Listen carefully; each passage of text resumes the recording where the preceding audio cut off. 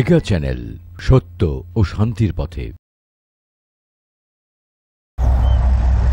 আলহামদুলিল্লাহি রাব্বিল আলামিন ওয়াল আকিবাতু লিল মুত্তাকিন ওয়াসসালাতু ওয়াসসালামু আলা সাইয়্যিদিল আশরাফিল আমবিয়া ওয়াল মুরসালিন ওয়া আলা আলিহি ওয়া সাহবিহি আজমাইন।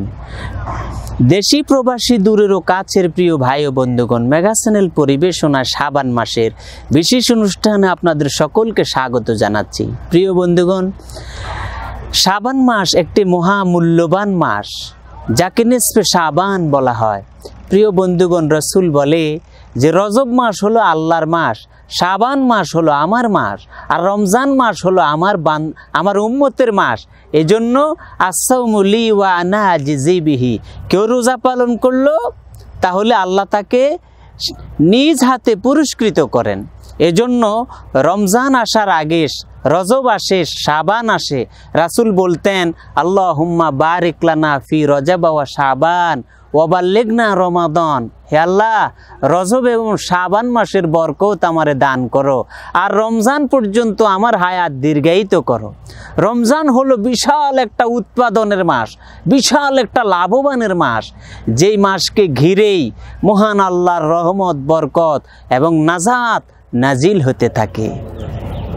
শাবান মাসের আমাদের দেশে লাইলাতুল বারাত আসে। যখন লাইলাতুল বারাত আসে, রসুল পাক সাল্লাল্লাহু আলাইহি ওয়াসাল্লাম এখানে قال রাসূলুল্লাহ সাল্লাল্লাহু আলাইহি ওয়াসাল্লাম ফিহা বিগুরুবিশ শামসি ইলা সামাঈদ দুনিয়া আলা মিন মুস্তাগফিরিন ফাগফির লাহু আলা মিন মুস্তারজিকিন ফারজুকাহু। আল্লাহর প্রিয় হাবিব হযরত আলী রাদিয়াল্লাহু তাআলা থেকে বর্ণিত, তিনি বলেন রাসূল বলেছে, শাবানের মধ্যবর্তী রাত যখন আসে, তোমরা রাতের বেলা কুমু লাইলাহা ওয়া সুমু ইয়াওমাহা, তোমরা রাত জেগে আল্লাহর ইবাদত করো আর দিন জেগে রোজা পালন করো।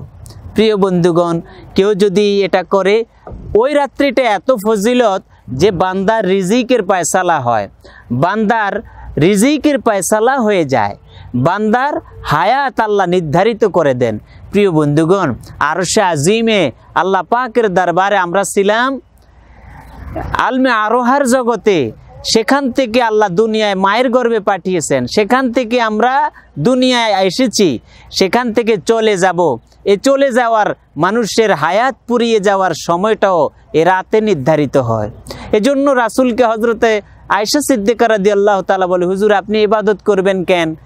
আল্লাহ রাসূল বলে, আয়েশা, আমি কি আমার আল্লাহর কৃতজ্ঞপরায়ণ বান্দা হব না? আমি কি আমার আল্লাহ পাকের কাছে ফরিয়াদ করব না? আল্লাহ যখন নেককারদের লিস্টি করেন, নেককার বান্দারা আল্লাহর তালিকায় শামিল হয়, আমি কি নেককার তালিকায় শামিল হতে পারবো না? আমি কি আল্লাহর তালিকায় শামিল হতে চাই না? অবশ্যই চাই। এজন্য আল্লাহ পাক ফিহা বিগুরুবিশ শামসি ইলা সামাঈদ দুনিয়া, আল্লাহ এই প্রথম আকাশে চলে আসে এবং বান্দাদেরকে ডাক দিতে থাকে, বান্দারা আমার কাছে চাও, আমি তোমাদেরকে দিব। আমার কাছে চাও, বিগুরুবিশ শামসি ইলা সামাঈদ দুনিয়া আলা মিন মুস্তাগফির ফাগফির লাহু, ক্ষমা চাও, আমি তোমাদেরকে ক্ষমা করে দিব। আলা মিন মুস্তারজিকিন ফারজুকাহু, আরে তোমার রিজিকের দরকার আছে, আমার কাছে রিজিক চাও, আমি তোমাকে রিজিক দিয়ে দিব। সুবহানাল্লাহি বিহামদিহি। প্রিয় বন্ধুগণ, এজন্য আমাদের দেশে শাবান আসলে বিতর্ক শুরু হয়। কেউ বলে শাবানের রোজা রাখা জাহান্নামে যাওয়া, কেউ বলে সিন্নি খাওয়া আর গু খাওয়া, কেউ বলে এই যে বিভ্রান্তিকর কথা, এগুলো শুনবেন না। কারণ হলো শাবান একটা মূল্যবান মাস, একটা পবিত্র মাস, এটা ইবাদতের মাস।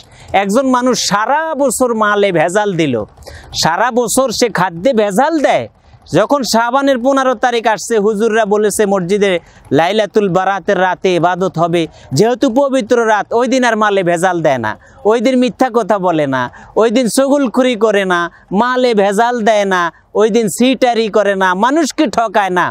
লোকটা পুরা দিন মাল সামানা বোঝায়, ধুয়ে মুছে পরিচ্ছন্ন করে দোকানদারি করে, দোকানটা পরিচ্ছন্ন করে, বিকেলবেলা ছেলেকে বলতেছে যাও, যায়া মসজিদের হুজুরকে বইল যে আয়েশা যেন আমার মসজিদে আজকে দোয়া করে।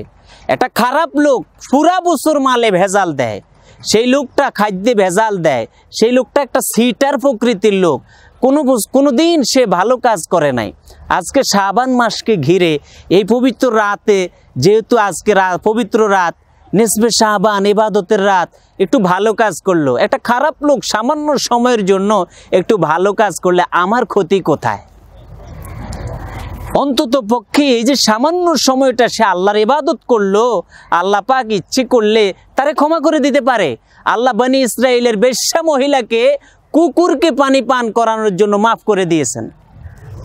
আল্লাহ তাআলা বিভ্রান্ত মানুষকে পথ দেখিয়েছেন। 3জন যুবক পাহাড়ের গুহায় লুকিয়েছিল, এই সামান্য সময় তারা আল্লাহর কাছে ফরিয়াদ করেছে, আল্লাহ তাদেরকে মাফ করে দিয়েছে। পৃথিবীতে এমন নজির রয়েছে।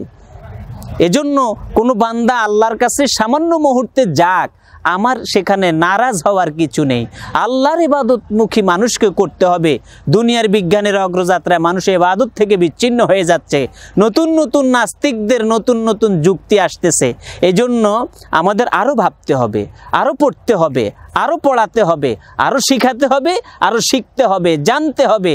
ইসলামকে সুন্দরভাবে বিশ্ব মুসলিমের মধ্যে আবার সুন্দরভাবে প্রতিষ্ঠা করার জন্য চেষ্টা করতে হবে। বিভ্রান্তি নিরসন করতে হবে।